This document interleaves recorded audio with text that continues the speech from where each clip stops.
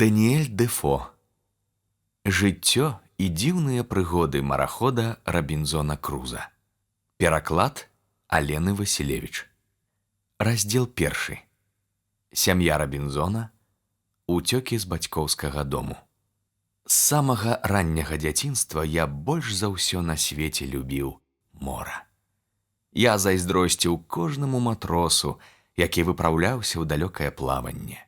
Гадзінамі выстойваў я на марскім беразе і, не зводзячы вачэй, разглядаў караблі, якія праходзілі паблізу.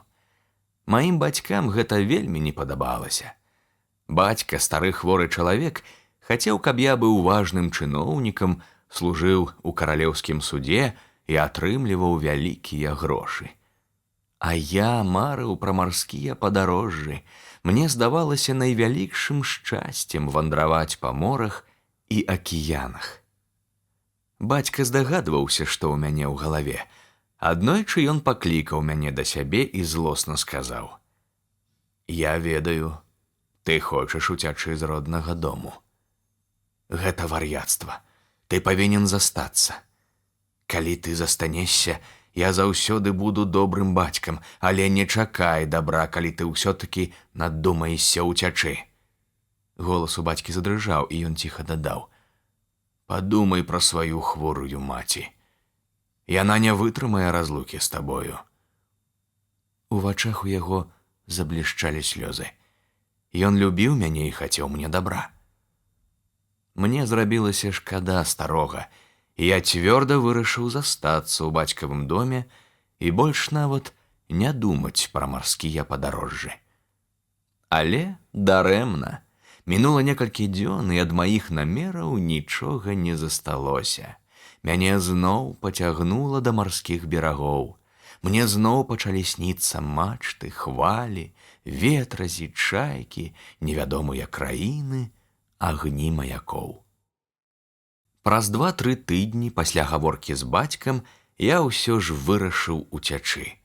Улучыўшы момант, калі маці была вясёлая і спакойная, я падышоў да яе і пачціва сказаў: «Мне ўжо 18 гадоў, і ў гэтым узросце позна ўжо вучыцца судовай справе. І калі б я нават і паступіў куды-небудзь на службу, праз некалькі дзён я ўсё роўна збег бы ў далёкія краіны. Мне так хочацца пабачыць чужыя краі, пабыць і ў Афрыцы, і ў Азіі. А калі я нават і вазьмуся за якую-небудзь справу, у мяне ўсё роўна не хопіць цярпення давесці яе да ладу. Прашу вас, угаварыце бацьку пусціць мяне ў мора. Няхай сабе ненадоўга, толькі для спробы. Калі жыццё марака будзе не даспадобы мне, я вярнуся дадому і больш нікуды не паеду. Няхай бацька пусціць мяне па добрай волі, таму што інакш я вымушаны буду пакінуць родны дом без дазволу».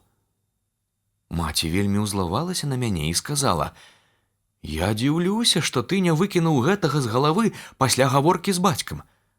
Бацька ж патрабаваў ад цябе, каб ты раз і назаўсёды забыў пра чужыя краіны. А ён лепш за цябе разумее, якой справай табе займацца. Вядома, калі ты хочаш згубіць сябе, едзь хоць зараз, толькі ведай, што мы з бацькам ніколі не дамо згоды на твае падарожжы. І дарэмна ты спадзяваўся на маю помач. Не, я ні словам не абзавуся бацьку пра твае бязглуздыя выдумкі. Я не хачу, каб потым, калі мора давядзе цябе да жабрацтва і пакут, ты мог папракнуць сваю маці за тое, што яна давала табе патачку». Потым, праз многа гадоў, я даведаўся, што маці ўсё ж перадала бацьку нашу гаворку ад слова да слова. Бацька быў засмучаны і адказаў ёй, цяжка ўздыхнуўшы: «Не разумею, чаго яму не хапае. На радзіме ён здолеў бы без цяжкасці дабіцца поспеху ў сваёй рабоце і шчасця. Мы хоць і не багатыя людзі, але сякія-такія сродкі ў нас ёсць. Ён можа жыць разам з намі, не маючы ні ў чым патрэбы. А калі ўжо ён наважыўся падарожнічаць, то зведае цяжкія нягоды і пашкадуе, што не паслухаў бацьку. Не, я не магу пусціць яго ў мора. Далёка ад радзімы ён будзе ў самоце, і калі з ім здарыцца няшчасце, у яго не знойдзецца сябра, які б здолеў яго суцешыць, і тады ён будзе каяцца, ды будзе позна. І ўсё роўна, праз некалькі месяцаў я збег з роднага дому. Адбылося гэта так. Аднойчы я паехаў на некалькі дзён у горад Гуль. Там я сустрэў аднаго прыяцеля, які збіраўся плыць у Лондан на караблі свайго бацькі. Ён пачаў мяне ўгаворваць ехаць разам з ім, спакушаючы тым, што праезд на караблі нічога мне не будзе каштаваць.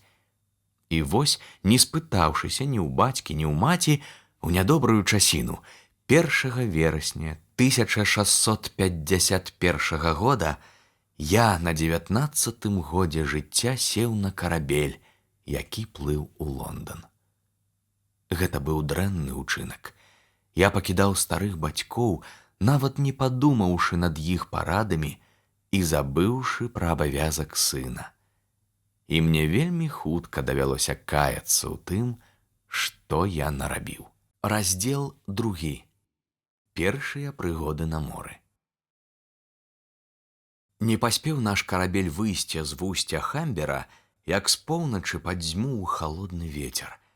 Неба пакрылася хмарамі, пачалася страшэнная гайданка. Я дагэтуль ніколі яшчэ не быў у моры, і мне зрабілася кепска. У мяне закружылася галава, задрыжалі ногі, мяне пачало ванітаваць, і я ледзь не ўпаў.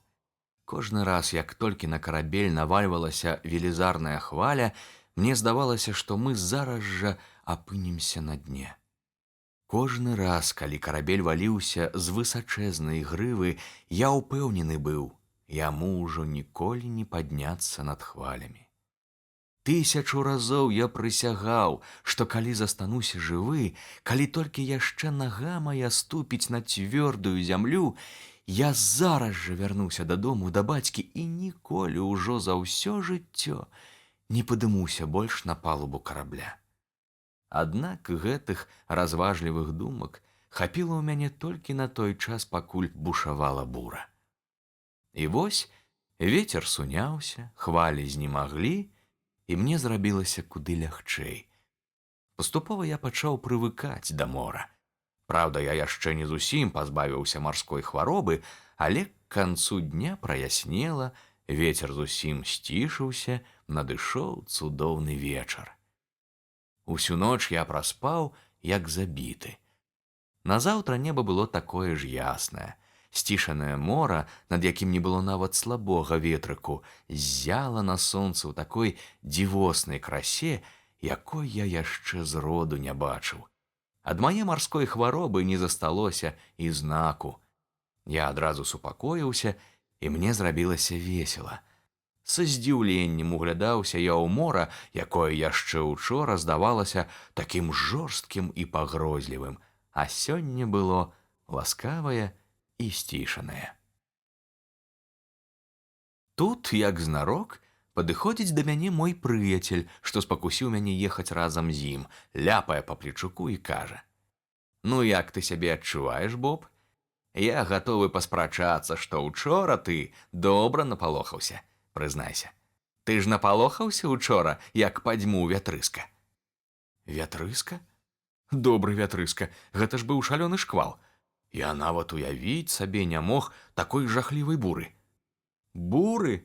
Ах ты, дзівак! Па-твойму, гэта бура? Ну, да ты ж яшчэ новенькі на моры. Не дзіўна, што напалохаўся. Аднак хадзім лепей, ды загадаем падаць нам пуншу, вып'ем па шклянцы і забудзем пра буру. Зірні, які ясны дзень. Цудоўнае надвор'е, ці не так? Каб скараціць гэту сумную частку майго апавядання, скажу толькі, што ўсё пайшло, як звычайна бывае ў маракоў. Напіўшыся, я сп'янеў і утапіў у віне ўсе свае найлепшыя думкі пра неадкладны зварот дадому. Як толькі настаў штыль, і я пакінуў баяцца, што хвалі мяне праглынуць, я тут жа забыў пра свой добры намер. На 6-й дзень мы ўбачылі ўдалечыні горад Ярмут. Вецер пасля буры дзьмуў насустрач, і таму мы вельмі паволі рухаліся наперад. У Ярмуце нам давялося кінуць якар. У чаканні спадарожнага ветру мы прастаялі 7 ці 8 дзён. За гэты час сюды прыйшло многа караблёў з Ньюкасла. Мы, аднак, не прастаялі б столькі і зайшлі б у раку разам з прылівам, але вецер усё свяжэў, а дзён праз 5 падзьмуў з усяе сілы. На нашым караблі якары і якарныя канаты былі моцныя, і нашы матросы былі ўпэўнены, што судну не пагражае ніякая небяспека. І таму, па звычаю ўсіх матросаў, увесь свой вольны час яны аддавалі вясёлым пацехам і забаўкам. Але на 9-й дзень пад раніцу вецер пасвяжэў і хутка разыграўся страшэнны шторм. Нават выпрабаваныя маракі былі напалоханы. Я некалькі разоў чуў, як наш капітан, праходзячы паўз мяне то ў сваю каюту, то з каюты, паўтараў напаўголасу: «Мы загінулі, канец». І ўсё роўна ён не губляўся і пільна сачыў за работай матросаў і прымаў усе захады, каб выратаваць свой карабель. Да гэтага часу я не баяўся, я быў упэўнены, што і гэта бура мінуецца гэтак жа шчасліва, як і першая. Але калі сам капітан сказаў, што ўсім нам прыйшоў канец, я страшэнна спалохаўся і выбег з каюты на палубу.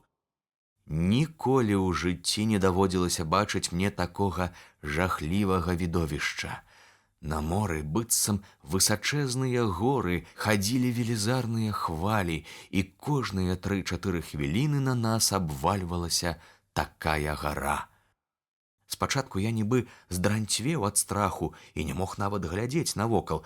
Калі ж нарэшце адважыўся зірнуць назад, я зразумеў, якое бедства нас спасцігла. На 2 цяжка гружаных суднах, якія стаялі непадалёку ад нас на якары, матросы валілі мачты, каб караблі хоць крыху вызваліліся ад цяжару. Нехта крыкнуў у роспачы, што карабель, які стаяў наперадзе за паўмілі ад нас, у гэты самы момант знік пад вадой. Яшчэ 2 судны бура сарвала з якара і панесла ў адкрытае мора. Што чакала іх там? Усе іх мачты былі скрышаны ўраганам. Невялікія судны трымаліся лепш, аднак некаторыя з іх таксама пацярпелі. 2 ці 3 з іх пранесла паўз нашы барты проста ў адкрытае мора. Вечарам штурман і боцман прыйшлі да капітана і прапанавалі яму для выратавання судна ссячы фок-мачту. «Адкладваць нельга ні хвіліны», — сказалі яны. «Загадайце, і мы ссячом яе». «Пачакаем яшчэ трохі», — запярэчыў капітан. «Магчыма, бура сціхне». Яму вельмі не хацелася секчы мачту, але боцман пачаў даводзіць, што калі мачту пакінуць, карабель пойдзе на дно, і капітан міжволі згадзіўся. А калі ссеклі фок-мачту, грот-мачта пачала так моцна хіліцца і разгойдваць судна, што давялося ссекчы і яе. Настала ноч, і раптам адзін з матросаў, які спускаўся ў трум, закрычаў, што судна пацякло. У трум паслалі другога матроса, і ён лажыў, што вада паднялася ўжо на 4 футы. Тады капітан загадаў: «Выпампоўвай ваду, усе да помпаў». Калі я пачуў гэту каманду, у мяне ад жаху замерла сэрца. Мне здалося, што я паміраю. Ногі мае аслабелі, і я паваліўся ніцма на койку. Але матросы расштурхалі мяне, патрабуючы, каб я не адлыніваў ад работы. «Даволі ты біў бібікі, час прыйшоў і папрацаваць». Нічога не зробіш, я пайшоў да помпы і пачаў старанна выпампоўваць ваду. У гэты час невялікія грузавыя судны, якія не маглі ўтрымацца супроць ветру, узнялі якары і выйшлі ў адкрытае мора.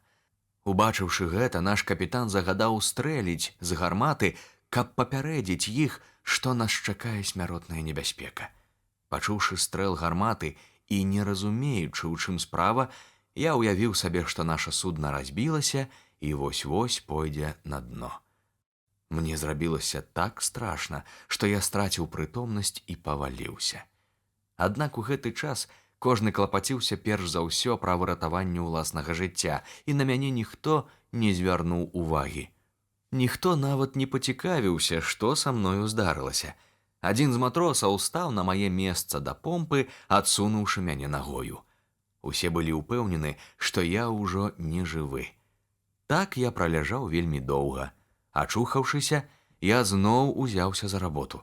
Мы працавалі без пярэдыху, а вада ў труме падымалася ўсё вышэй і вышэй. Было зусім ясна, што судна пойдзе на дно. Праўда, шторм пачаў патроху суцішацца, але ў нас не прадбачылася ніякай магчымасці пратрымацца на вадзе да таго часу, пакуль мы зойдзем у гавань. Таму капітан не пераставаў страляць з гарматы, спадзяючыся, што хто-небудзь выратуе нас ад пагібелі.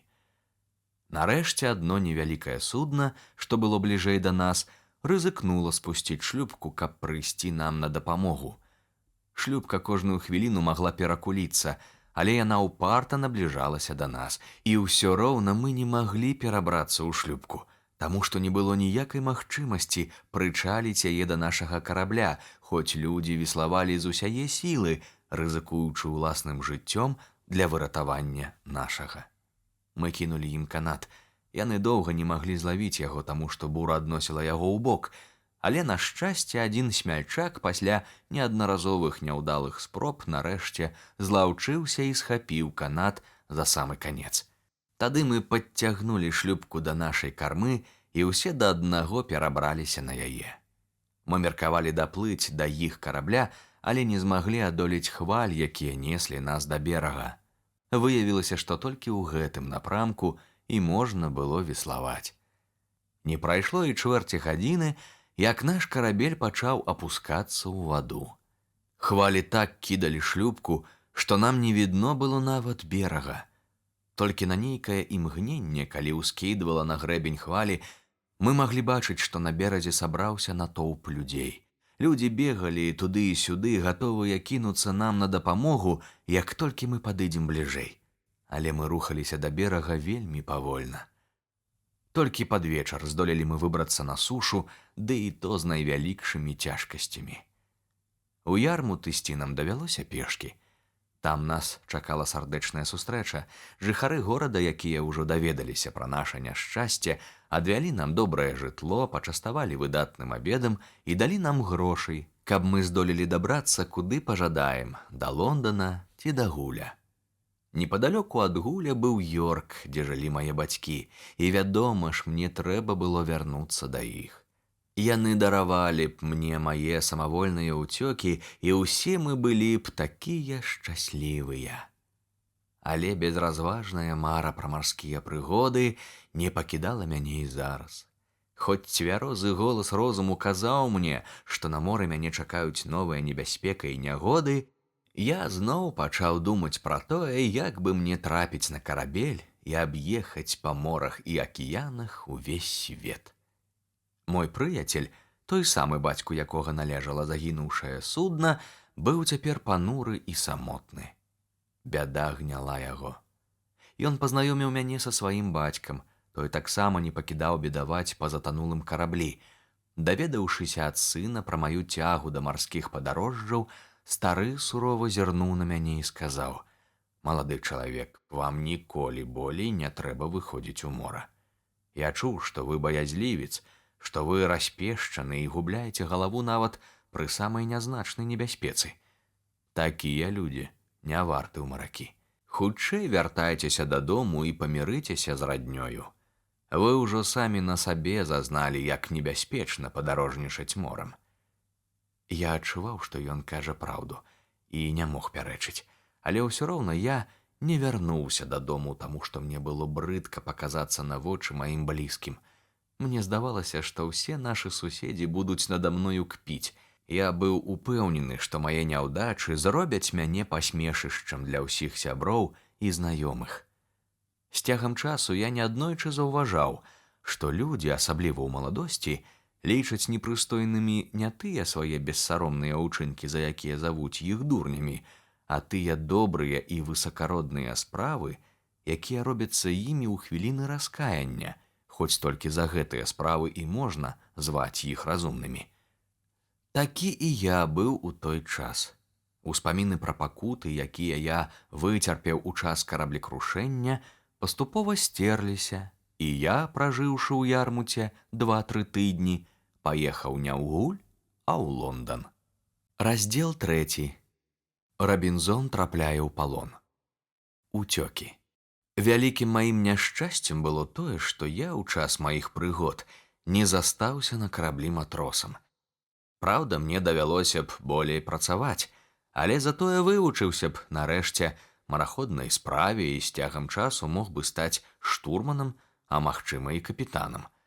Але ў той час я быў такі дурны, што з усіх шляхоў выбіраў заўсёды самы горшы. З той прычыны, што я мог тады заўсёды фарсіць сваім адзеннем, і ў кішэнях у мяне не зводзіліся грошы, я заўсёды з'яўляўся на карабель бесклапотным шалапутам, нічога там не рабіў і нічому не вучыўся. Маладыя свавольнікі і гультаі звычайна трапляюць у дрэнную кампанію і вельмі хутка канчаткова збіваюцца з тропу. Такі ж лёс чакаў і мяне, але ў Лондане мне пашчасціла пазнаёміцца з паважным пажылым капітанам, які шчыра мною зацікавіўся. Незадоўга перад гэтым ён хадзіў на сваім караблі да берагоў Афрыкі і Гвінеі. Гэта падарожжа прынесла яму немалы прыбытак, і цяпер ён зноў збіраўся накіравацца ў тыя ж краі. Я спадабаўся яму. Я быў тады цікавым суразмоўцай. Ён часта бавіў са мной свой вольны час, і, даведаўшыся, што я мару пабачыць заморскія краіны, прапанаваў мне пайсці ў плаванне на яго караблі. «Вам гэта не будзе каштаваць грошай», – сказаў ён. «Я не вазьму з вас нічога ні за праезд, ні за яду. Вы будзеце на караблі маім госцем, а калі яшчэ прыхопіце з сабой усякія такія рэчы, якія вам удасца выгадна збыць на Гвінеі, то вы будзеце мець яшчэ і барыш. Паспрабуйце, можа, якраз вам і пашэнціць». Гэты капітан карыстаўся агульным даверам, і я з ахвотай згадзіўся на яго запрашэнне. Накіроўваючыся ў Гвінею, я прыхапіў з сабой усё і тое з тавару. Закупіў на 40 фунтаў стэрлінгаў розных бразготак і шкляных вырабаў, якія мелі выдатны збыт у дзікуноў. Набыць гэтыя 40 фунтаў мне пасадзейнічалі блізкія сваякі, з якімі я меў ліставанне.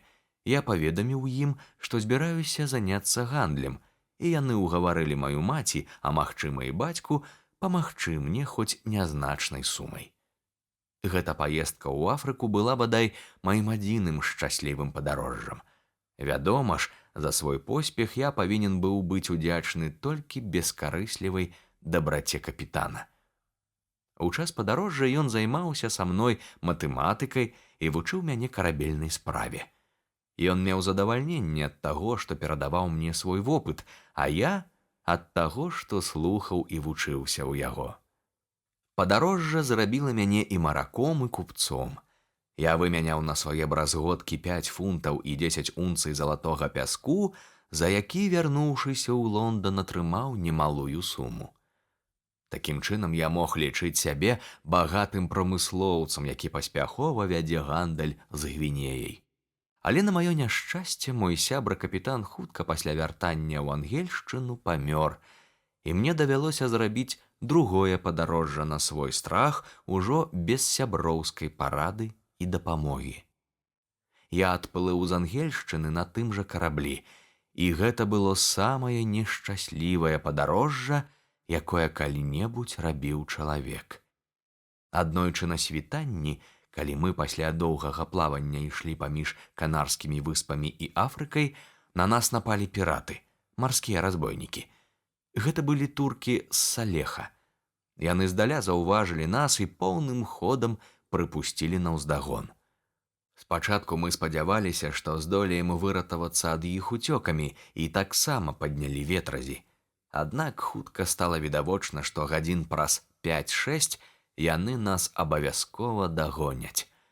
Мы зразумелі, што неабходна рыхтавацца да бою. У нас было 12 гармат, а ў ворага 18. Каля 3 гадзін апоўдні разбойніцкі карабель дагнаў нас, але піраты зрабілі вялікую памылку. Замест таго, каб падысці да нас з кармы, Яны падышлі з левага борта, дзе ў нас было 8 гармат. Выкарыстаўшы іх памылку, мы навялі на іх усе гэтыя гарматы і далі залп. Туркаў было не менш 200 чалавек, таму яны адказалі на нашу страляніну не толькі гарматным, але таксама і ружейным залпам з 200 стрэльбаў. На шчасце, у нас нікога не зачапіла, усе засталіся жывыя і непараненыя. Пасля гэтай сутычкі пірацкае судна адышло на паўмілі і пачало рыхтавацца да новага нападу. Мы ж, у сваю чаргу, падрыхтаваліся да новай абароны. На гэты раз ворагі падышлі да нас з другога борта і ўзялі нас на абардаж. Гэта значыць, зачапіліся за наш борт бусакамі, чалавек 60 уварваліся на палубу і перш за ўсё кінуліся секчы мачты і снасці. Мы сустрэлі іх ружейнай стралянінай і двойчы вызвалялі ад іх палубу, але ўсё роўна вымушаны былі здацца, таму што наш карабель ужо быў непрыгодны для далейшага плавання. 3 з нашых людзей былі забітыя, 8 чалавек паранена. Нас, як палонных, завезлі ў марскі порт Салех, які належаў маўрам. Іншых ангельцаў забралі і адправілі да двара жорсткага султана, а мяне капітан пірацкага судна пакінуў пры сабе і зрабіў сваім рабом, бо я быў малады і спрытны. Я горка заплакаў. Я ўспомніў прадказанне майго бацькі, што рана ці позна са мною здарыцца бяда і ніхто не прыйдзе мне на дапамогу. Я думаў, што менавіта цяпер такая бяда мяне і напаткала, але дарэмна я так думаў. Наперадзе мяне чакалі яшчэ страшнейшыя няшчасці. Я спадзяваўся, што мой новы ўладар, капітан разбойніцкага судна, пакінуўшы мяне пры сабе, калі ён зноў адправіцца рабаваць марскія караблі, возьме мяне з сабою таксама. Я быў цвёрда ўпэўнены, што нарэшце ён трапіць у палон да якога-небудзь гішпанскага ці партугальскага ваеннага карабля, і тады я атрымаю волю. Але хутка я зразумеў, што гэтыя спадзяванні былі дарэмныя, таму што ў першы ж раз, калі мой уладар выйшаў у мора, мяне ён пакінуў дома выконваць чорную работу, якую звычайна выконваюць рабы. З гэтага дня я толькі і думаў пра ўцёкі. Але ўцячы было немагчыма, я быў знясілены і адзінокі. Сярод палонных не было ніводнага ангельца, каму я здолеў бы паверыць. 2 гады пакутваў я ў палоне, не маючы ніякай надзеі на выратаванне. Але на 3-й год мне ўсё ж удалося ўцячы.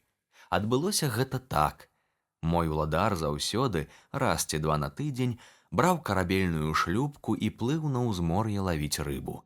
У кожную такую паездку ён браў з сабою мяне і хлапчука, якога звалі Ксуры. Мы старанна веславалі і, як умелі, пацяшалі свайго ўладара. А паколькі я ў дадатак яшчэ аказаўся і някепскім рыбаловам, ён часам пасылаў нас абаіх, мяне і гэтага Ксуры, па рыбу пад наглядам аднаго старога маўра, свайго далёкага родзіча. Аднойчы мой гаспадар запрасіў 2 вельмі важных маўраў пакатацца з ім на яго паруснай шлюпцы. Для гэтай паездкі ён нарыхтаваў вялікія запасы ежы, якія з вечара яшчэ адправіў да сябе на шлюпку. Шлюпка была прасторная. Гаспадар яшчэ гады 2 назад загадаў свайму карабельнаму цесляру зрабіць там невялікую каюту, а ў каюце кладоўку для прадуктаў. У гэту кладоўку я і склаў усе прыпасы. «Можа здарыцца, што госці пажадаюць наладзіць паляванне», – сказаў мне гаспадар. «Вазьмі на караблі 3 стрэльбы і занясі іх у каюту». Я зрабіў усё, што мне было загадана, вымыў палубу, узняў на мачце сцяг і на другі дзень з раніцы сядзеў у шлюпцы і чакаў гасцей. Раптам гаспадар прыйшоў адзін і сказаў, што госці сёння не паедуць, таму што іх затрымалі справы. Затым ён загадаў нам 3, мне, хлапчуку, Ксуры і маўру, плыць у нашай шлюпцы на ўзмор'е па рыбу. «Мае сябры прыйдуць да мяне вячэраць», – сказаў ён, – «і таму вы, як толькі наловіце дастаткова рыбы, нясіце яе сюды ж». Вось тады зноў і абудзілася ва мне даўняя мара пра волю. Цяпер у мяне было судна, і як толькі гаспадар пайшоў, я пачаў рыхтавацца. Не да рыбнай лоўлі, а ў далёкае плаванне. Праўда, я не ведаў, куды паплыву, але ўсякая дарога добрая, абы толькі ўцячы з няволі. «Варта нам было б прыхапіць сабе якую-небудзь ежу», – сказаў я Маўру. «Не будзем жа мы без спросу есці тое, што гаспадар падрыхтаваў гасцям». Стары згадзіўся са мною і хутка прынёс вялізную кашолку сухароў і 3 збаны прэснай вады. Я ведаў, дзе ў гаспадара стаіць скрыня з віном, і пакуль Маўр хадзіў па прадукты, я перанёс усе бутэлькі на шлюпку і паставіў іх у кладоўку, нібыта яны яшчэ раней былі назапашаны для гаспадара. Апроч таго, я прынёс вялізны кавалак воску, фунтаў на 50 вагою, ды прыхапіў маток прадзіва, сякеру, пілу і малаток. З часамі ўсё гэта нам вельмі прыдалося, асабліва воск, з якога мы рабілі свечкі. Я прыдумаў яшчэ адну хітрасць, і мне зноў удалося ашукаць даверлівага Маўра. Яго імя было Ізмаіл, таму ўсе звалі яго Моллі. Вось я яму і сказаў: «Моллі, на судне ёсць гаспадаровыя паляўнічыя стрэльбы. Не шкодзіла б нам мець трохі пораху ды некалькі зарадаў. Магчыма, нам пашэнціць падстрэліць сабе на абед кулікоў. Гаспадар трымае порах і шрот на караблі, я ведаю». «Добра», – сказаў ён, – «прынясу». І ён прынёс ладную скураную торбу з порахам, фунта 1,5 вагою, а магчыма і болей, і другую са шротам, фунтаў 5 ці 6. Ён прыхапіў таксама і кулі. Усё гэта было складзена ў шлюпцы. Апрача таго, у гаспадаровай каюце знайшлося яшчэ крыху пораху, які я насыпаў у вялікую бутлю, выліўшы з яе папярэдне рэшткі віна. Зрабіўшы такі запас усяго неабходнага для далёкага плавання, мы выйшлі з гавані нібыта на рыбную лоўлю. Я закінуў у ваду свае вуды, але нічога не злавіў. Я знарок не выцягваў вуды, калі рыба трапляла на кручок. «Тут мы нічога не зловім», – сказаў я Маўру. «Гаспадар нас не пахваліць, калі мы вернемся да яго з пустымі рукамі. Трэба плысці далей у мора. Магчыма, далей ад берага рыба будзе лепей браць». Не падазраючы падману, стары Маўр згадзіўся са мною, і паколькі ён стаяў на носе карабля, узняў ветразь. Я ж сядзеў за рулём на карме, і калі судна адышло мілі на 3 ў адкрытае мора, я лёг у дрэйф, як быццам для таго, каб зноў узяцца лавіць рыбу.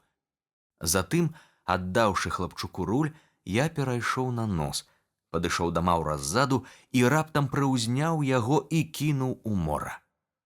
Ён зараз жа вынырнуў, таму што плаваў як корак, і пачаў прасіцца, каб я ўзяў яго ў шлюпку, абяцаючы, што паедзе са мною хоць на край свету. Ён плыў так шпарка за суднам, што вельмі хутка дагнаў бы мяне. Вецер быў слабы, і шлюпка ледзь рухалася. Бачачы, што Маўр нас хутка дагоніць, я ўскочыў у каюту, узяў там паляўнічую стрэльбу, прыцэліўся ў Маўра і сказаў: «Я не жадаю табе зла, але зараз жа адчапіся ад мяне і хутчэй вяртайся дадому. Ты добры плывец, мора ціхае, ты лёгка даплывеш да берага. Паварочвай назад, і я цябе не зачаплю. Але калі ты не адстанеш ад шлюпкі, я прастрэлю табе галаву, таму што я цвёрда вырашыў здабыць сабе волю». Ён павярнуў да берага, і я, упэўнены, без цяжкасці даплыў да яго. Вядома, я мог узяць з сабой гэтага Маўра, але старому нельга было давяраць. Калі Маўр адстаў ад шлюпкі, я звярнуўся да хлопчыка і сказаў: «Ксуры, калі ты будзеш мне адданы, я зраблю табе многа добра. Пакляніся, што ты ніколі не здрадзіш мне, інакш я і цябе кіну ў мора». Хлопчык усміхнуўся, гледзячы мне проста ў вочы, і пакляўся, што будзе адданы мне да самае смерці і паедзе са мною, куды я захачу. Гаварыў ён так шчыра, што я не мог яму не паверыць. Пакуль Маўр не наблізіўся да берага, я трымаў курс у адкрытае мора, лавіруючы супроць ветру, каб усе думалі, што мы ідём да Гібралтара. Але як толькі пайшло на адвячорак, я пачаў кіраваць на поўдзень, прытрымліваючыся патроху ўсходу, таму што мне не хацелася аддаляцца ад берага. Дзьмуў вельмі свежы вецер, але мора было роўнае, спакойнае, і таму мы ішлі добрым ходам. Калі ж на другі дзень к 3 гадзінам наперадзе ўпершыню паказалася зямля, мы былі ўжо міль на 1,5 паўднёвей Салеха, далёка ўжо за межамі ўладанняў мараканскага султана, ды і ўсякага іншага з афрыканскіх цароў. Бераг, да якога мы набліжаліся, быў зусім бязлюдны. Але ў палоне я набраўся такога страху, так баяўся зноў трапіць да маўраў, што, карыстаючыся спрыяльным ветрам, які падганяў маю шлюпку на поўдзень, 5 дзён плыў наперад і наперад, не становячыся на якар і не выходзячы на бераг. Праз 5 дзён вецер змяніўся, падзьмуў з поўдня, і паколькі цяпер я ўжо не баяўся пагоні, то вырашыў падысці да берага і кінуць якар у вусці нейкай маленькай рэчкі. Не магу сказаць пэўна, што гэта за рэчка, дзе яна працякае і якія людзі жывуць на яе берагах. Берагі яе былі пустэльныя, і гэта мяне вельмі ўзрадавала, таму што ў мяне не было ніякага жадання сустракацца з людзьмі. Адзінае, што мне было патрэбна – прэсная вада. Мы зайшлі ў вусце пад вечар і вырашылі, калі сцямнее, дабрацца да сушы ўплаў і агледзець усё навокал. Але як толькі сцямнела, мы пачулі страшэнныя гукі. Бераг кішэў звярамі, якія так шалёна вылі, рыкалі, раўлі і брахалі, што бедны Ксуры ледзь не памёр ад страху, і Ксуры пачаў упрошваць мяне не выходзіць на бераг да раніцы. «Добра, Ксуры», – сказаў я яму, – «пачакаем. Але можа здарыцца так, што пры дзённым святле мы ўбачым людзей, якіх нам трэба асцерагацца больш, чым лютых і львоў і тыграў». «А мы стрэлім у гэтых людзей са стрэльбы», – сказаў ён, смеючыся, – «і яны ўцякуць». Мне было прыемна, што хлапчук трымаецца малайцом. Каб ён і надалей не вешаў носа, я даў яму глыток віна. Я паслухаў яго парады, і ўсю ноч мы прастаялі на якары, не выходзячы з лодкі і трымаючы на пагатове стрэльбы. Да самай раніцы нам не давялося заплюшчыць вачэй ні на хвіліну. Гадзіны праз 2 пасля таго, як мы кінулі якар, мы пачулі страшэнны рык нейкіх велізарных звяроў вельмі дзіўнай пароды, якой мы і самі не ведалі. Звяры наблізіліся да берага, зайшлі ў рэчку і пачалі плюхацца і валтузіцца ў вадзе, жадаючы, відаць, асвяжыцца, і пры гэтым вішчалі, раўлі і вылі. Такіх агідных гукаў я да таго часу ніколі не чуў. Ксуры дрыжаў ад страху, шчыра кажучы, напалохаўся і я. Але мы яшчэ больш напалохаліся, калі пачулі, што адно страшыдла плыве да нашага судна. Мы не маглі яго бачыць, мы толькі чулі, як яно фыркае і сапе, і толькі па гэтых гуках здагадаліся, якое яно вялізнае і лютае. «Напэўна, гэта леў», – сказаў Ксуры. «Давайце падымем якар і хутчэй паплывем адсюль». «Не, Ксуры», – запярэчыў я, – «навошта знімацца з якара? Мы адпусцім як мага даўжэй канат і адыдзем далей у мора, і звяры не пагоняцца за намі». Але толькі вымавіў я гэтыя словы, як убачыў невядомага звера на адлегласці 2 вёсел ад нашага судна. Я крыху разгубіўся, аднак зараз жа ўзяў з каюты стрэльбу і стрэліў. Звер павярнуўся і паплыў назад. Немагчыма апісаць, які раз'юшаны роў узняўся на беразе, калі прагрымеў мой стрэл. Напэўна, усе гэтыя звяры ніколі да гэтага не чулі такога гуку. Тут я канчаткова ўпэўніўся, што ў начны час выходзіць на бераг нельга. Але ці можна будзе рызыкнуць высадзіцца днём? Гэтага мы таксама не ведалі. Стаць ахвярай якога-небудзь дзікуна не лепш, чым трапіць у кіпцюры льву ці тыгру. Але нам, чаго б гэта ні каштавала, неабходна было выйсці на бераг тут ці ў іншым месцы, бо ў нас не засталося ні кроплі прэснай вады. Мы пакутавалі ад смагі. Нарэшце падышла доўгачаканая раніца. Ксуры сказаў, што калі я пушчу яго, ён дабярэцца да берага ўброд і пастараецца здабыць прэсную ваду. А калі я спытаў у яго, чаму павінен ісці ён, а не я, ён адказаў: калі прыйдзе дзікі чалавек, ён з'есці мяне, а вы застанецеся жыць. Адданасць і любоў да мяне, што прагучалі ў гэтым адказе, бясконца мяне кранулі. Вось што, Ксуры, сказаў я, пойдзем разам. А калі з'явіцца дзікі чалавек, мы застрэлім яго, і ён не з'есць ні цябе, ні мяне. Я даў хлопчыку сухароў і глыток віна. Затым мы падплылі да зямлі, скочылі ў ваду і накіраваліся ўброд да берага, не ўзяўшы з сабою нічога, апрача стрэльбаў і 2 пустых збаноў на ваду. Я не хацеў аддаляцца ад берага, каб не губляць з вачэй нашага судна. Я баяўся, што ўніз па рацэ да нас могуць спусціцца ў сваіх пірогах дзікуны. Але Ксуры, убачыўшы лагчыну на адлегласці мілі ад берага, памчаўся са збаном туды. Раптам я бачу, ён бяжыць назад. Ці не пагналіся за ім дзікуны, спалохаўся я. Ці не спужаўся ён якога-небудзь дзікага звера? Я кінуўся да яго на выручку і, падбегшы бліжэй, убачыў, што за спіной у яго нешта вісіць. Аказваецца, ён забіў нейкага звярка, накшталт нашага зайца, толькі шэрсць у яго была другога колеру і ногі даўжэйшыя. Мы абодва былі рады гэтай дзічыне, але я яшчэ больш узрадаваўся, калі Ксуры сказаў, што ён знайшоў у лагчыне многа добрай прэснай вады. Набраўшы поўныя збаны вады, мы прыгатавалі шыкоўнае снеданне з забітага звярка і паплылі далей. Так мы і не знайшлі ў гэтай мясцовасці ніякіх слядоў чалавека. Пасля таго, як мы выйшлі з вусця рэчкі, мне яшчэ некалькі разоў даводзілася ў час нашага далейшага плавання прычальваць да берага, каб набраць вады. Аднойчы ўранні мы кінулі якар каля нейкага высокага мыса. Пачаўся ўжо прыліў. Раптам Ксуры, у якога былі вельмі зоркія вочы, прашаптаў: «Паплывем далей ад гэтага берага. Зірніце, якое страшыдла ляжыць вунь там, на пагорку. Яно моцна спіць, але невядома, што будзе, як яно прачнецца».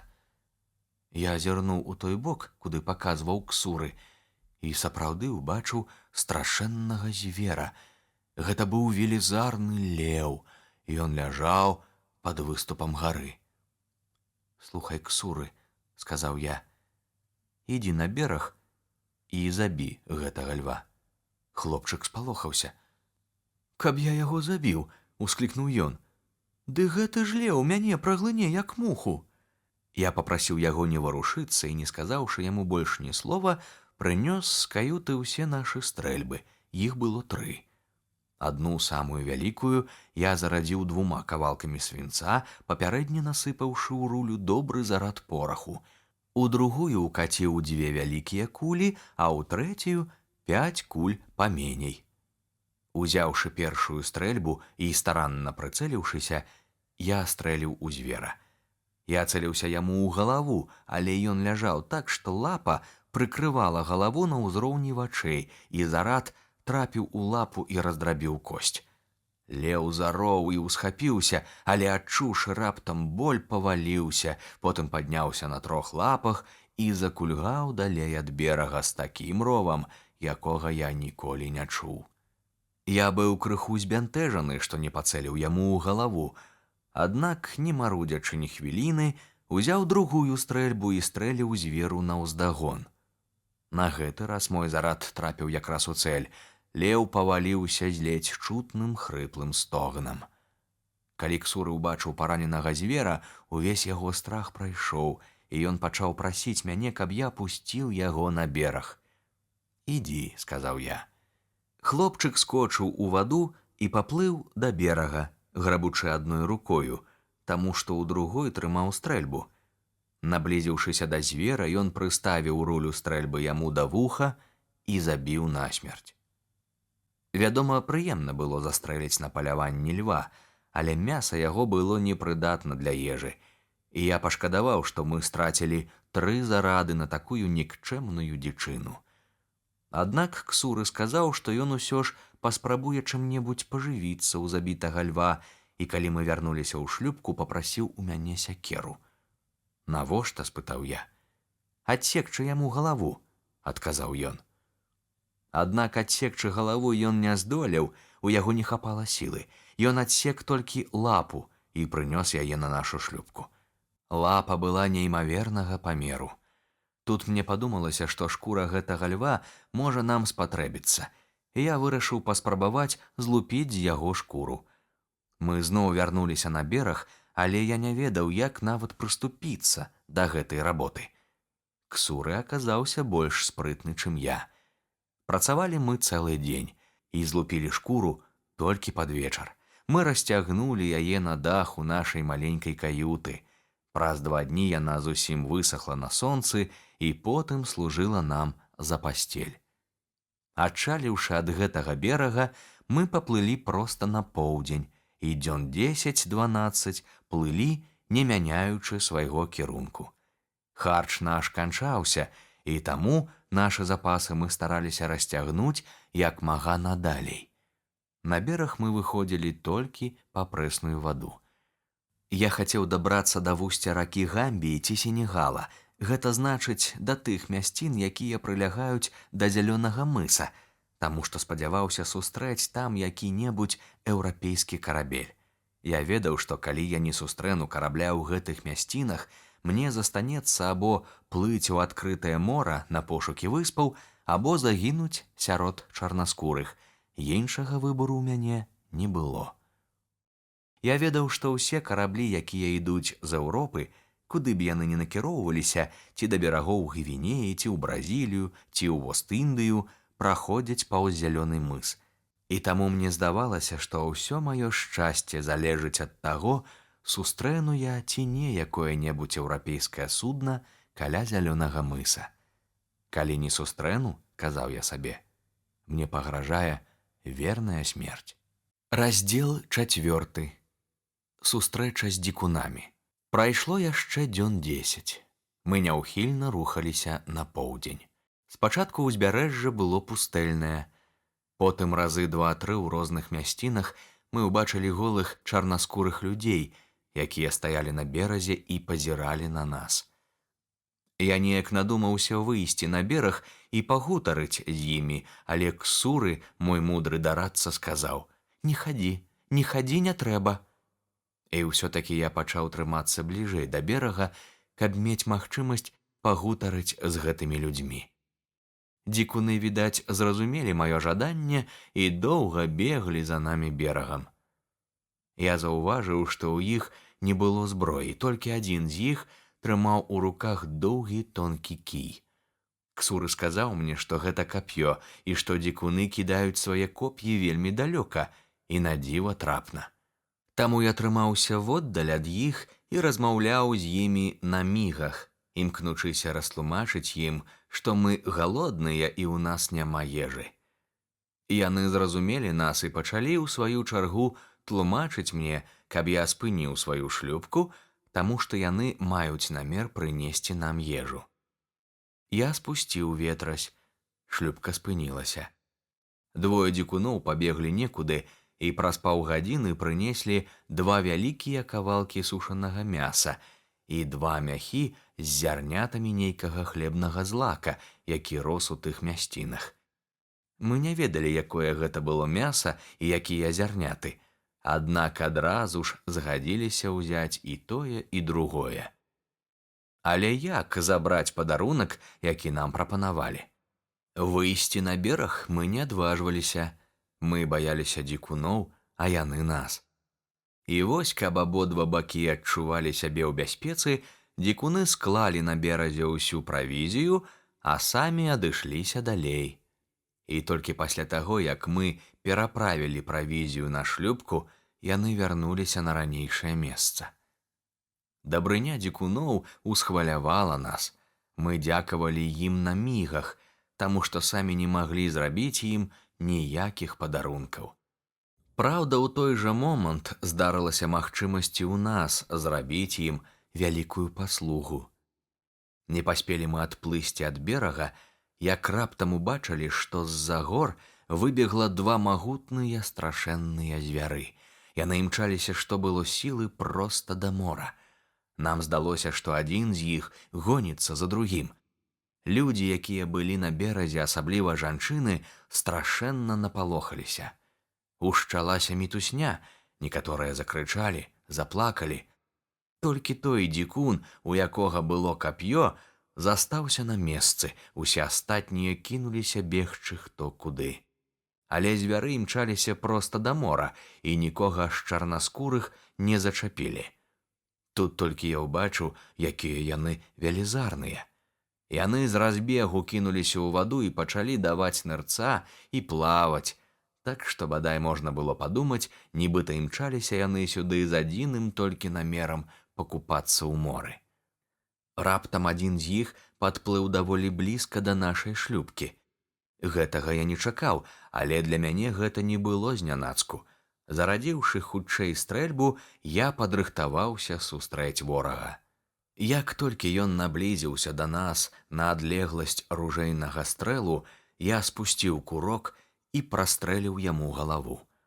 У той жа момант звер апусціўся ў ваду, потым вынырнуў і паплыў назад да берага, то знікаючы ў вадзе, то ўсплываючы зноў на паверхню. Ён змагаўся са смерцю, захлынаючыся ў вадзе і сцякаючы крывёю. Не даплыўшы да берага, ён пайшоў на дно. Ніякімі словамі немагчыма выказаць, як былі ашаломлены дзікуны, калі пачулі грукат і ўбачылі агонь майго стрэлу. Некаторыя ледзь не паўміралі са страху, пападалі ніцма на зямлю, як нежывыя. Але ўбачыўшы, што звер забіты, і я раблю ім знакі падысці бліжэй да берага, яны пасмялелі і стоўпіліся каля самай вады. Відаць, ім вельмі хацелася знайсці пад вадою забітага звера. У тым месцы, дзе ён затануў, вада была пафарбавана крывёю, і таму я вельмі лёгка адшукаў яго. Зачапіўшы звера вяроўкаю, я кінуў канец яе дзікунам, і яны прыцягнулі забітага звера да берага. Гэта быў вялізны леапард з незвычайна прыгожай плямістай шкурай. Стоячы над ім у здзіўленні, дзікуны ўзнялі рукі ўгару. Яны не маглі зразумець, чым я забіў яго. Другі звер, напалохаўшыся майго стрэлу, падплыў да берага і памчаўся назад у горы. Я заўважыў, што дзікунам вельмі хацелася паласавацца мясам забітага леапарда, і мне прыйшло ў галаву, што будзе добра, калі я падарую ім яго. Я паказаў ім на мігах, што яны могуць забраць звера сабе. Яны горача падзякавалі мне і ў той жа момант узяліся за справу. Нажоў яны не мелі і дзейнічалі вострай трэскай, аднак шкуру з мёртвага звера злупілі так хутка і спрытна, як бы мы не справіліся і ножом. Яны прапанавалі мне мяса, але я адмовіўся, знакам паказаўшы, што дарую яго ім. Я папрасіў у іх шкуру, якую яны аддалі мне вельмі ахвотна. Апрача таго, яны прынеслі мне яшчэ правізіі, і я з радасцю прыняў іх дар. Затым я папрасіў у іх вады. Я ўзяў адзін з нашых збаноў і перавярнуў яго дагары дном, каб паказаць, што ён пусты і што я прашу наліць яго. Тады яны нешта крыкнулі, неўзабаве з'явіліся дзве жанчыны і прынеслі вялікую пасудзіну з абпаленай гліны. Напэўна, дзікуны абпальваюць гліну на сонцы. Гэту пасудзіну жанчыны паставілі на беразе, а самі адышліся, як і раней. Я адправіў ксуры на бераг з усімі 3 збанамі, і ён наліў іх да краёў. Атрымаўшы такім чынам ваду, мяса і хлебныя зярняты, я развітаўся з прыязнымі дзікунамі і на працягу 11 дзён плыў у ранейшым кірунку. Кожную ноч у час штылю мы выкрасалі агонь і запальвалі ў ліхтары самаробную свечку, спадзеючыся, што якое-небудзь судна заўважыць наша малюсенькая полымейка, але ніводнага карабля нам так і не трапілася па дарозе. Нарэшце, міляў за 15 наперадзе я ўбачыў паласу зямлі, якая далёка выступала ў мора. Надвор'е было ціхае, і я скіраваў у адкрытае мора, каб абагнуць гэту касу. У той момант, калі мы абгіналі яе, я выразна ўбачыў міляў за 6 ад берага з боку акіяна другую зямлю і зрабіў для сябе вывад, што вузкая каса гэта і ёсць зялёны мыс, а тая зямля, што бачыцца ўдалечыні, адна з выспаў зялёнага мыса. Але выспы былі вельмі далёка, і я не адважыўся накіравацца да іх. Раптам я пачуў крык Ксуры: «Пан, пан! Карабель ветрась!» Наіўны хлапчук быў так напалоханы, што ледзь не страціў розум. Уявіў сабе, нібыта гэта адзін з караблёў яго гаспадара, пасланых за намі ў пагоню. Але я ведаў, наколькі далёка былі мы цяпер ад маўраў, і быў упэўнены, што баяцца іх ужо няма чаго. Я выскачыў з каюты і адразу ж убачыў карабель. Мне нават удалося разгледзець, што карабель гэты партугальскі. Напэўна, ён накіроўваецца да берагоў Гвінеі, падумаў я. Але уважліва ўгледзеўшыся, я ўпэўніўся, што карабель ідзе ў другім кірунку і не мае намеру паварочваць да берага. Тады я ўзняў усе ветразі і памчаўся ў адкрытае мора. Я вырашыў, чаго б гэта ні каштавала, дагнаць карабель і пачаць з ім перагаворы. Хутка, аднак, я зразумеў, што нават ідучы поўным ходам, я не здолею падысці настолькі блізка, каб на караблі маглі заўважыць мае сігналы. Але якраз у той час, калі мяне пачала ўжо апаноўваць роспач, нас заўважылі з палубы, напэўна, у падзорную трубу. Як я потым даведаўся, на караблі вырашылі, што гэта шлюпка з якога-небудзь затанулага еўрапейскага судна. Карабель лёг у дрейф, каб даць мне магчымасць наблізіцца, і я прычаліў да яго гадзіны праз 3. Мяне спыталі, хто я такі. Спачатку па-партугальску, потым па-гішпанску, затым па-французску, але ні аднае з гэтых моў я не ведаў. Нарэшце адзін матрос, шатландзец, загаварыў са мною па-ангельску, і я сказаў яму, што я ангелец і што я ўцёк з палону. Тады мяне і майго спадарожніка вельмі прыязна запрасілі на карабель. Хутка мы апынуліся на палубе разам з нашай шлюпкай. Немагчыма выказаць, які шчаслівы я быў, калі адчуў сябе на волі. Я быў выратаваны і ад рабства, і ад смерці, якая мне пагражала. Шчасце маё было бязмежнае. Ад радасці, каб аддзячыць, я прапанаваў капітану, майму выратавальніку, усю маёмасць, якая ў мяне была. Але капітан адмовіўся. «Мне нічога не трэба», – сказаў ён. «Усе вашы рэчы будуць захаваныя, і вы атрымаеце іх, як толькі мы прыбудзем у Бразілію. Я выратаваў вам жыццё, бо добра разумею, што са мной таксама магло б здарыцца такое ж няшчасце. І як бы мне было радасна, каб такую ж паслугу зрабілі для мяне вы. Не забывайце таксама, што мы едзем у Бразілію, а Бразілія далёка ад Ангельшчыны, і там вы можаце памерці з голаду без гэтых рэчаў. Не таму ж я ратаваў вас, каб потым кінуць на згубу. Не-не, сеньор, я давязу вас да Бразіліі бясплатна, а рэчы дадуць вам магчымасць забяспечыць сябе харчаваннем і аплаціць праезд на радзіму». Раздзел 5. Рабінзон селіцца ў Бразіліі. Ён зноў выпраўляецца ў мора. Карабель яго церпіць крушэнне. Капітан быў высакародны і шчодры не толькі на словах, але і на справе. Ён добрасумленна выканаў усе свае абяцанні. Ён загадаў, каб ніводзін з матросаў не адважыўся нават зачапіць маю маёмасць. Потым склаў падрабязны спіс усіх рэчаў, якія мне належалі, загадаў змясціць іх разам з яго рэчамі, а спіс уручыць мне, каб як толькі мы прыплывём у Бразілію, я здолеў атрымаць усё поўнасцю. Яму захацелася купіць маю шлюпку. Шлюпка сапраўды была добрая. Капітан сказаў, што купіць яе для свайго карабля і спытаў, колькі я хачу за яе. «Вы, – адказаў я, – зрабілі мне столькі дабра, што я ні ў якім разе не адважуся ацэньваць шлюпку. Колькі дасце, столькі і вазьму».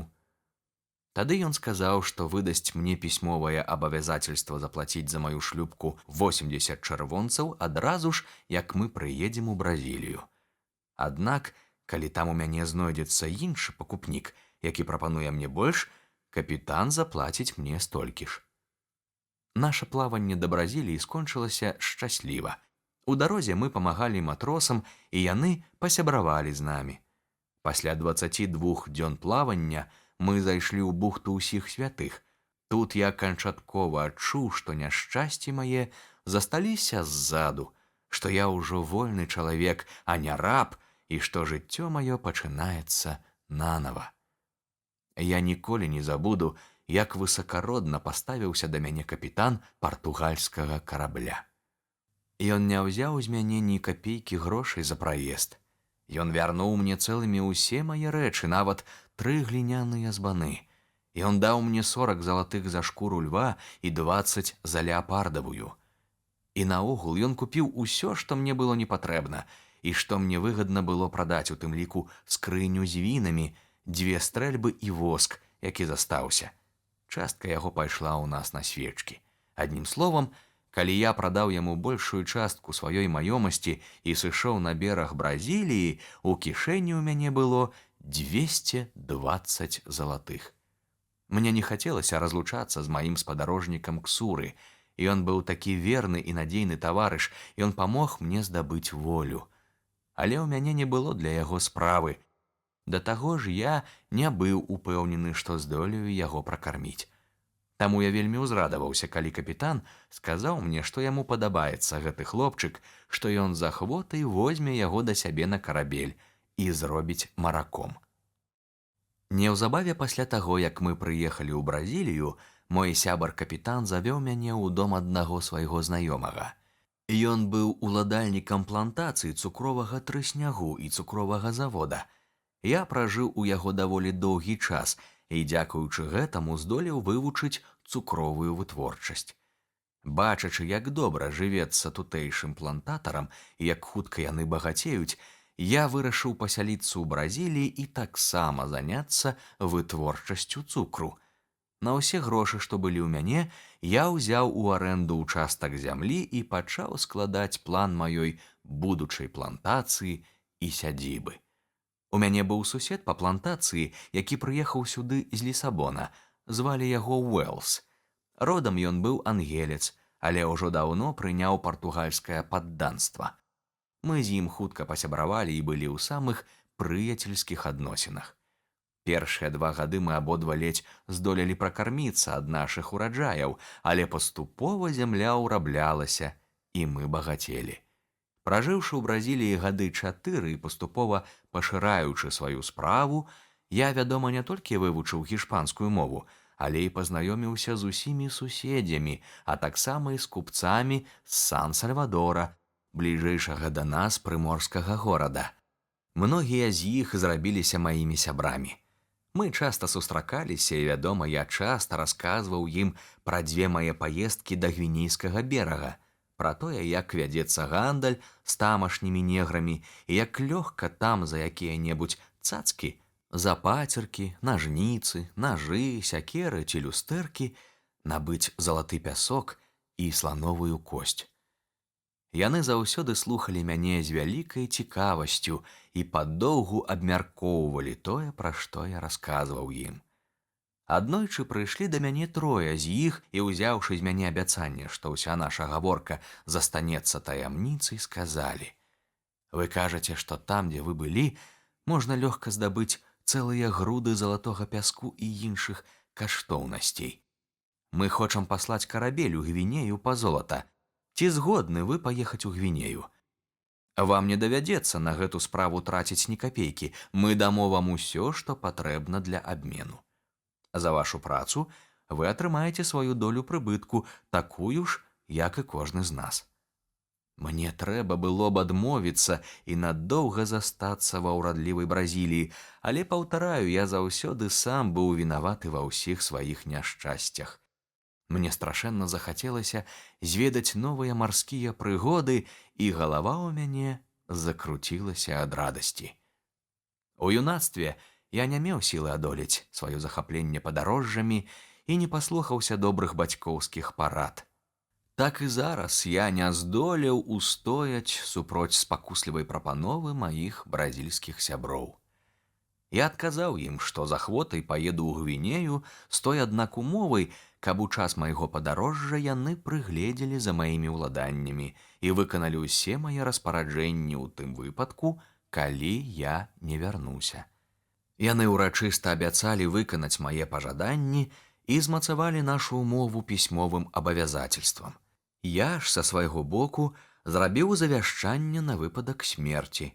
Усю сваю рухомую і нерухомую маёмасць я завяшчаў партугальскаму капітану, які выратаваў мне жыццё.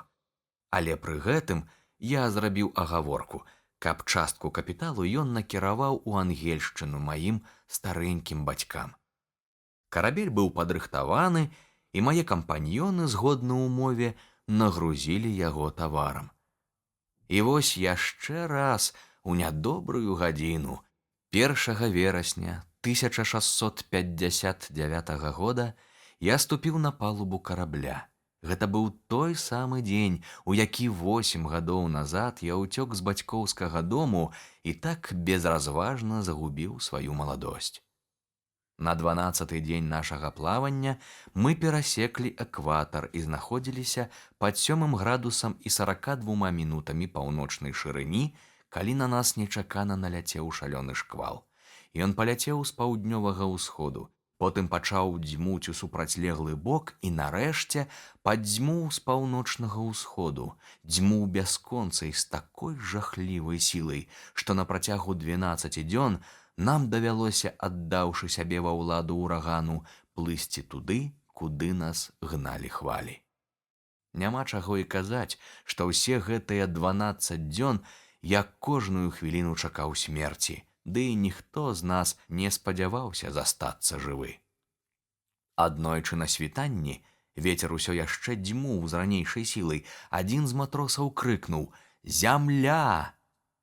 Але не паспелі мы выбегчы з кают, каб даведацца, паўз якія берагі нясе наша няшчаснае судна, як адчулі, што яно села на мель. У той жа момант ад нечаканага прыпынку на нашу палубу хлынула такая шалёная, магутная хваля, што мы вымушаны былі зараз жа схавацца ў каютах. Карабель так глыбока засеў у пяску, што не было чаго і думаць сцягнуць яго з мелі. Нам заставалася адно – паклапаціцца пра выратаванне свайго жыцця. У нас было 2 шлюпкі. Адна вісела за кармой. У час шторму яе разбіла і знесла ў мора. Заставалася другая, але ніхто не ведаў, ці здолеем мы спусціць яе на ваду. А між тым доўга думаць не было калі. Карабель мог кожную хвіліну разламацца напалам. Памочнік капітана кінуўся да шлюпкі і з дапамогай матросаў перакінуў яе цераз борт. Мы ўсе, 11 чалавек, спусціліся ў шлюпку і аддалі сябе ва ўладу хваль. Хоць шторм ужо і супакоіўся крыху, на бераг усё яшчэ накочваліся велізарныя хвалі, і мора шалела. Наша становішча зрабілася яшчэ больш безнадзейным. Мы добра бачылі, што шлюпку вось-вось захлісне, і нам не выратавацца. Ветразі ў нас не было, а калі бы быў, дык быў бы зусім бескарысны. Мы веславалі да берага з адчаем у сэрцы, як людзі, якіх вядуць на смяротную кару. Мы ўсе разумелі, што як толькі шлюпка падыдзе да зямлі, прыбой яе адразу ж разаб'е на трэскі. Вецер нас падганяў, і мы налягалі на вёслы, уласнаручна набліжаючы сваю пагібель. Так несла нас мілі 4, і раптам раз'юшаны вал, высачэзны як гара, набег з кармы на нашу шлюпку. Гэта быў апошні смяротны удар. Шлюпка перакулілася, і ў той жа момант мы ўсе апынуліся пад вадой. Бура за адно імгнення раскідала нас у розныя бакі. Немагчыма апісаць тыя пачуцці і думкі, якія зведаў я, калі мяне захліснула хваля. Я вельмі добра плаваю, але ў мяне не было сілы адразу вынырнуць з таго віру, каб перавесці дух, і я ледзь не задыхнуўся. Хваля падхапіла мяне, працягнула па зямлі, разбілася і адхлынула назад, пакінуўшы мяне ледзь жывога, бо я наглытаўся вады. Я перавёў дух і крыху апрытомніў. Убачыўшы так блізка зямлю, куды бліжэй, чым я спадзяваўся, я ўскочыў на ногі і як мага хутчэй заспяшаўся да берага. Я спадзяваўся дасягнуць яго раней, чым мяне дагоніць і падхопіць наступная хваля, але хутка зразумеў, што мне ад яе не ўцячы. Мора наступала на мяне як вялізная гара. Яно даганяла мяне як быццам раз'ятраны вораг, з якім немагчыма змагацца. Я і не супраціўляўся тым хвалям, што неслі мяне да берага, але ледзь толькі яны адыходзілі назад, я прыкладаў усе намаганні, каб яны не знеслі мяне ў мора. Наступная хваля была велізарная, не менш 20 ці 30 футаў вышыні. Яна пахавала мяне глыбока пад сабою. Затым мяне падхапіла і з незвычайнай хуткасцю памчала да зямлі. Доўга я плыў па цячэнні, памагаючы яму з усяе сілы, і ледзь не задыхнуўся ў вадзе, як раптам адчуў, што мяне нясе кудысьці ўгару. Хутка, на маё вялікае шчасце, мае рукі і галава апынуліся над паверхняй вады, і хоць секунды праз 2 на мяне нахлынула новая хваля, усё ж гэта кароткая перадышка надала мне сілы і бадзёрасці. Новая хваля зноў захліснула мяне з галавою, але на гэты раз я прабыў пад вадою не вельмі доўга.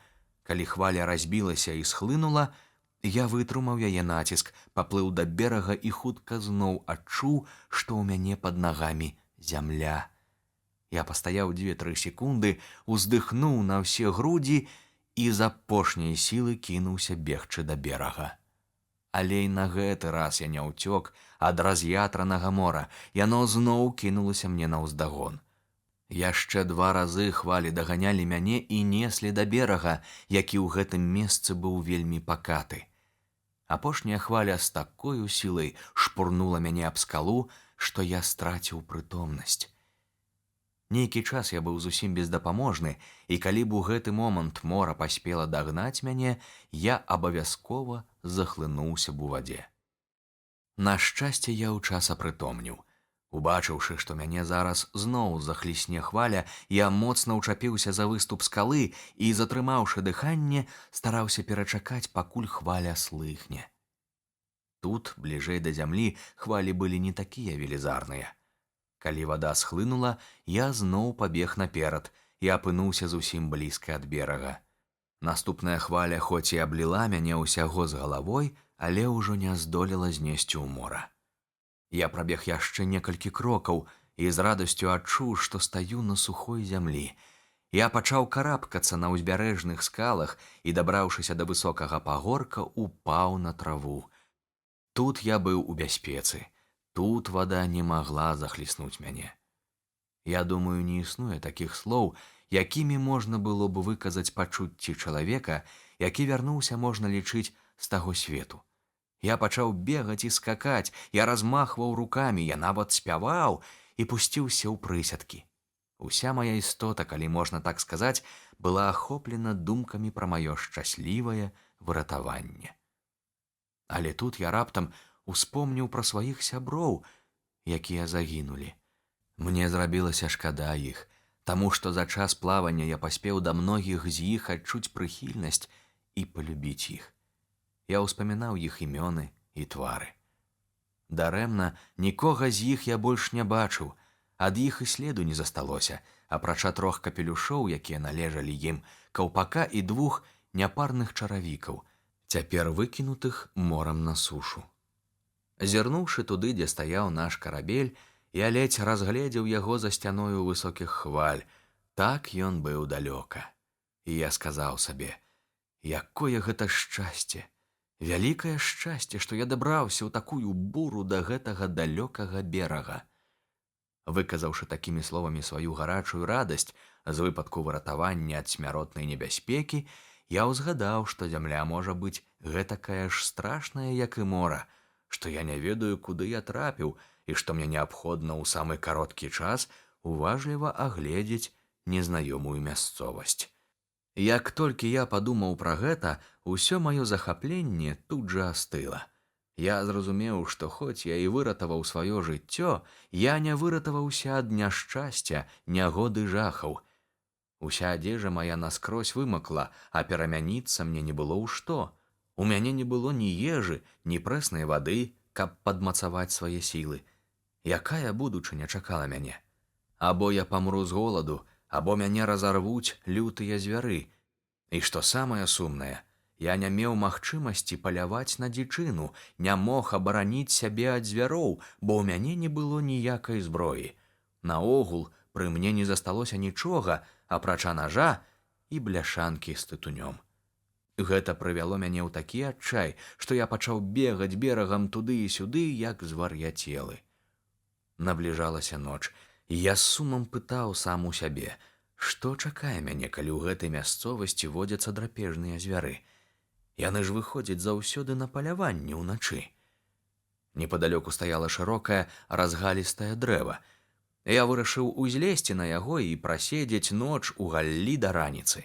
Нічога іншага я не мог прыдумаць, каб ратавацца ад звяроў. А пакуль надыдзе раніца, сказаў я сабе, я паспею падумаць пра тое, якую смерцю наканавана мне памерці, таму што жыць у гэтых пустэльных мясцінах немагчыма. Мяне мучыла смага, я пайшоў паглядзець, ці няма дзе паблізу прэснай вады. Адышоўшыся на чвэрць мілі ад берага, на вялікую радасць я знайшоў ручай. Напіўшыся і паклаўшы сабе ў рот тытуню, каб суцішыць голад, я вярнуўся да дрэва, улез на яго і уладкаваўся сярод галін такім чынам, каб не зваліцца на зямлю, калі засну. Затым выразаў сабе ёмкую сукаватую дубінку на выпадак нападу ворагаў, зручней сеў і ад страшнай стомы моцна заснуў. Спаў я соладка, як, напэўна, мала каму спалася б на такой нязручнай пасцелі. І наўрад ці прачынаўся хто пасля такога начлегу такім свежым і бадзёрым.